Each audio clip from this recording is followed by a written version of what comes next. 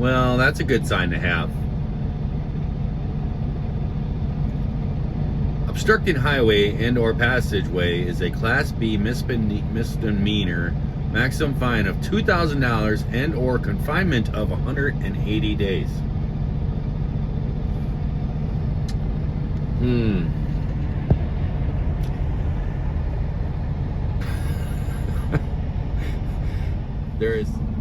It's pretty funny how it's a Class B misdemeanor, $2,000 fine, blah blah blah, for obstructing highway. And guess what? These trucks are lined up all behind me too, and this is a lane of travel. But I've been sitting out here waiting for them to call me in, and they just called me in. I'll get back to you guys in a minute. Well, hey guys, Long Haul Larry, and I am actually down here in Texas. I'm down here in Dallas, Texas. It's after Thanksgiving. I picked up a load coming back to work after Thanksgiving out of Green Bay and came down here to Dallas. I got 3 stops tonight. This is my first one at Unify, and I thought that was pretty funny. That sign and stuff that you can get a $2,000 fine. It's a misdemeanor. They can impound your vehicle for 180 days if you impede or block traffic and stuff. The whole road, those are all lanes where all them trucks are parked. There's a whole lane completely blocked, and they got all the signs all down through there. I always find it really funny that everybody wants the trucks to come in because they need all the goods and everything so they can be in business to sell and whatever and distribute themselves, but they don't want the trucks around. You know, it's always this magical game thing for truck drivers that you're supposed to figure out how to, you know, arrive at the perfect time that you come right in and stuff, but then they won't let you in either, you know, even if you're just right on the time and stuff. You got to somehow figure out how you're going to be able to accomplish all this and all this stuff. But yeah, I came around and I saw them trucks there, and I'm like, I don't know where I'm supposed to go here. And I was coming by some of the trucks and they're all parked, but there's nobody in the driver's seat. So I'm like, I must be sleeping, I don't know. And I came into the gate and I went up to the gate, and when I pulled in, I looked over and there's signs all on it. Do not block driveway. I'm like, okay. And then it says, do not park up against fence. Well, that's the only place there is you come in the driveway and there's a fence right there. All the rest of it's all doors. You can't pull in because then people at the back and the doors and you're going to be in the way. I'm like, I don't know. I walked in the guard check and I'm like, I think I'm doing something wrong here. I says, but I don't know where I'm supposed to go. And the lady looked at us and was like, yeah. She goes, you're supposed to park on the street and walk up. And I'm like, well, how am I supposed to know that? You know? And she checked me in and stuff, and then she's like, okay, go park out there and then we'll call you. So I go park out there, and you can see I park right in front of that sign that it's a big fine if you park there and stuff. But that's what they make you do. I mean, it's always a thing, you know. So that's trucking. But yeah, I'm not going to be having any videos from Thanksgiving, working on my F350 or working on my bike and stuff up there in the UP. I was supposed to be home on Friday before Thanksgiving because I needed to get to the machine shop and stuff to get parts. And a bunch of things happened that really messed up the week for me and stuff. I wasn't able to get home on Friday. The boss, I kept reminding him that I got to get home by Friday. I didn't get home by Friday. I got home by Saturday. So I wasn't able to get my stuff. And then there was a gentleman that was flying in to Michigan, up to the UP, and there was a big storm happening up there, and he was all afraid that his flight was going to be canceled. And I was telling him, hey, I'm home. I'm in Wisconsin, so if you need a lift or something, I can come down and get you, you know. He was in O'Hare, and I'm like, you can go to Milwaukee, you can detour to Milwaukee, and I can pick you up there, or I'll come in O'Hare, or whatever. And then he was like, oh no, they're boarding us. The airplane's here and they're boarding us. And I'm like, cool. So they put him on a plane, flew him all the way up there, got 8 minutes away, coming in for the final approach, and then they took back off again and flew him all the way back down to O'Hare. So, oh no, we're being rerouted to O'Hare. They just left O'Hare. And so he called me up, and I'm like, no problem. So I came down and got him, and he hung out with me for the night at the farm. I did work on the frame a little bit of the F-350 and tried to put the brake lines back in and the fuel pump and the fuel lines and stuff like that. I tried to get that stuff done, and then ended up running him up there. And I had some plans over Thanksgiving up there in the UP that I was going to be doing. And I had an incident happen. Somebody very close to me. And I don't really want to get into it. They're not involved in the YouTube and stuff. And it was an accident and stuff. And it was pretty severe and stuff. So all the other stuff just kind of just went on a back burner. And so I was there for that and everything, and helped lend support the best I could for that and everything. But the Monday after Thanksgiving, and that was the plan for me to come back to work then, and so I came back and picked up this load, and I'm coming down here and everything. So I'm on my first stop. I'm at this Unifi place. I got 2 more stops to do yet tonight here. I got 2 pallets here, and I just got a text that from the unloading surface that they're waiting for my payment and stuff, so I gotta pay them and everything. From here I gotta go to my next one and stuff, and then I guess now he's talking, I was supposed to pick up a download, but I guess now that's canceled or something, and now I'm supposed to go to Russellville, Arkansas. I think John's up there right now, actually. And so now I got a deadhead all the way back up there and pick up a load, I guess, going back to Pennsylvania. But yeah, so back to the trucking and everything. I'm gonna tell you that I'm having a lot of issues with the trucking. It's getting worse and worse. My back is not doing well, and it's getting more and more aggravated by the trucking. I really thought it would get better and better, and I'd be able to work back into it and everything. I don't know. It's not looking good.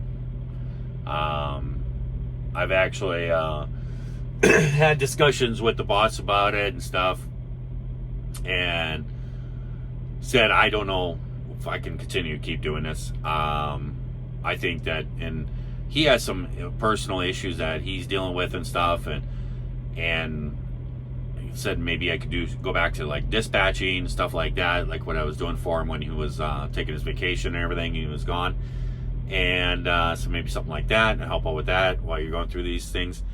And he talked about it, and he kind of came back and said, no, I think I can handle it myself, and stuff. And I was like, okay, I don't know what my future holds and stuff. He keeps coming back, well, what I really need is somebody to run around and get parts and do the service stuff and all this. And I'm like, no, I'm not moving to the Maryland. I hate the East Coast. There's a reason why I moved to the UP.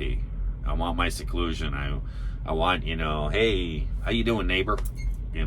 Not, it's really funny. I've gone with him places and stuff, and I remember this one time I was with him and we had to stop and get gas, and we were getting gas, and some guy pulled up and had a pretty cool pickup truck. It was pretty neat, it was a neat design and everything. The way they did it was upgraded and stuff.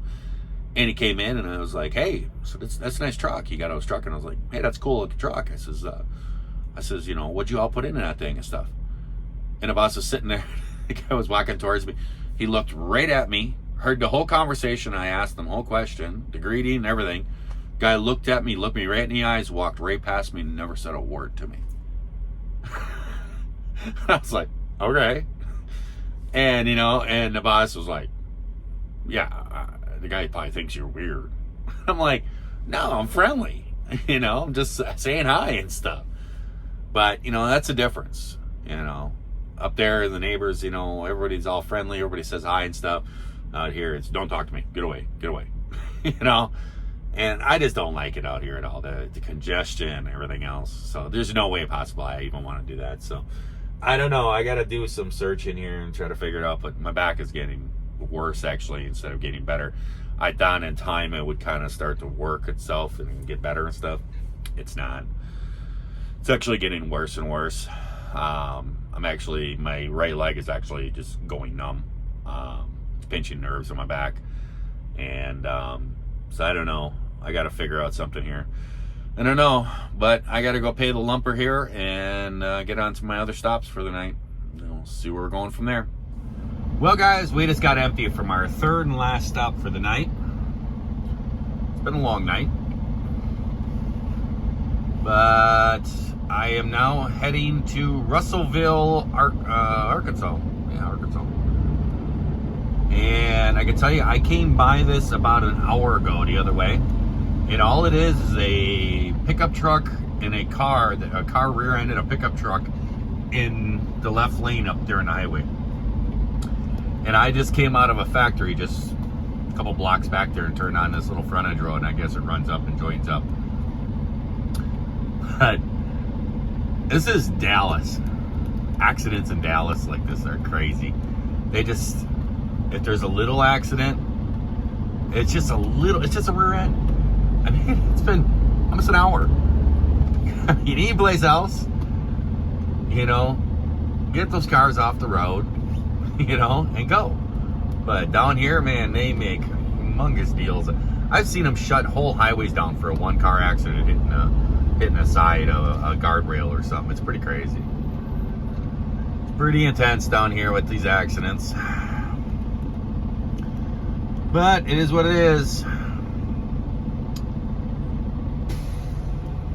Well, you guys, we are up here at Conagra in Russellville, Arkansas, and I am actually loaded up. Looks like I got myself 40,344 pounds. I don't even know what this stuff is that I haul out of here.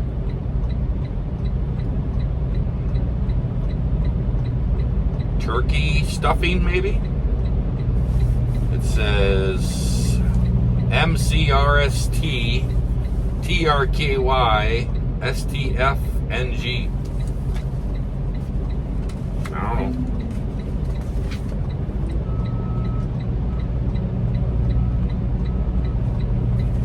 I bet you that's what it is. I don't know why Pennsylvania wants a whole 40,000 pounds of turkey stuffing a week after Thanksgiving, but there you go. Yeah, so I am loaded up. Actually, John was here. He's been sitting here since yesterday. And I saw that he was sitting here. And I made a comment to him. I was heading here, and we were talking on the phone, and I told him I was coming here and stuff. He's like, dude, I'm in Little Rock. I just left there. And I said, yeah, I saw that you've been sitting here waiting for a load. And he's like, yep. He goes, I left there. And he goes, yeah, you better expect a long wait. And it wasn't too bad, actually. About an hour and a half. So it wasn't too bad. I guess he came in here at 10 this morning, and he didn't get out of here until like 6 tonight. So he was here for quite a long time, almost 8 hours. But I checked in, and they got me done right away. I actually was laying down sleeping, and they called me, and I was like, oh man, I don't want to sleep. But we're gonna take off. I don't know if I'll be able to catch him or not. I don't know what his hours look like, but we'll see. I know that I'll end up catching him in Manchester, so we'll probably see him out in Manchester. So maybe we'll get to visit with John a little bit. So I'm gonna let you guys go. I gotta get going, rolling and stuff, and I will talk to you guys later. I hope that everyone out there is having themselves a great day, great night, and watch this here video. And if you are not, certainly just try that all over again tomorrow. Just a little tip for truckers and stuff like this, you gotta be really careful with stuff like this. I caught a mistake on this, and they gave me my paperwork, and then you go and find your trailer, hook up to it, and they always tell you, oh, check over your stuff and everything. And you always hear people having issues hauling loads, get to the other end, having an issue there, getting unloaded or whatever because of some small thing. I actually checked this out, and the seal number was 1 digit off, and the seal number on it was 2234783, and the seal number they had on the paperwork they gave me was 785. And I took a picture of it, and I went up there and I told him, I said, hey, the seal number is right and stuff. And the guy's like, he just looked at me and he's like, we'll have to have a supervisor go out there and take a look at it to verify it. And I held up my phone up to the window and I showed him, I took a picture of it, and he went, then he started typing and stuff, and he reprinted the whole bills. If I wouldn't have done that, I would have got out there and they checked your seal there. And if they would have checked the seal and caught that 3 and 5 difference, you know, it's pretty close. If they would have caught that difference, they could have rejected a load. And yeah, they would have saw there was a Conagra seal. Yeah, you know, they would have got, okay, it's got one of their seals on it. It's 1 digit off. Somebody just made a little mistake and stuff. But the thing is by just actually checking things over and looking at things like this, you can save yourself a lot of time and a lot of headache. So you got to really make sure that you're checking things over. You want to check the PO, you want to make sure you check the address where you're going, everything else. Make sure everything matches up before you take off. So I'm going to hit the road. I'll catch you guys later. See ya.